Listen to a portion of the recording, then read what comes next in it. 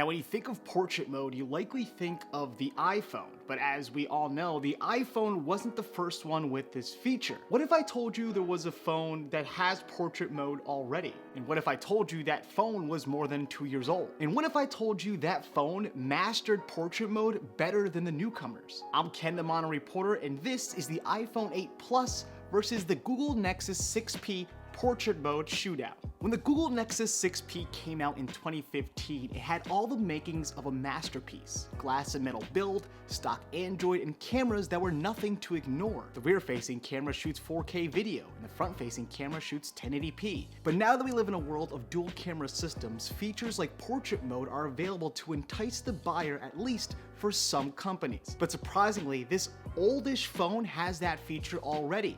But in this case, it's called lens blur, and we're going to see how it stacks up against the iPhone 8 Plus. First off, lens blur on the 6P works differently.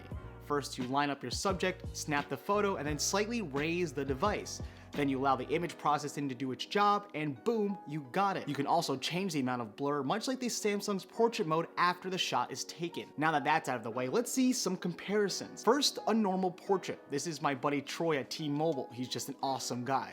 Now first off, the iPhone 8 Plus has a brighter image, likely because of the better low light performance. But if you look closely, you'll see, for this test at least, the iPhone 8 does get the point. You can see why near Troy's ear.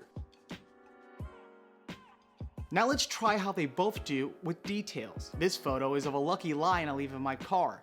Let's take a close look at his mane. Notice how the iPhone pretty much just rubs it all together, but the Nexus 6P, it nails the hair much better.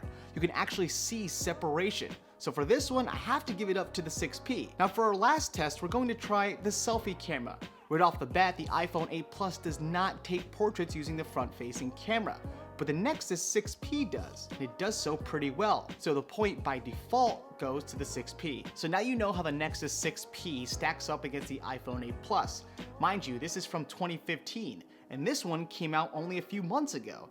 Does that bother you at all that this feature that this one has the claim to fame might do it a little better? Let me know in the comments section below. Also, if you like this video, please leave a like, and if you love this video and you want to see more like this, make sure to subscribe. I'm Ken the Mono Reporter, and I hope to see you again soon.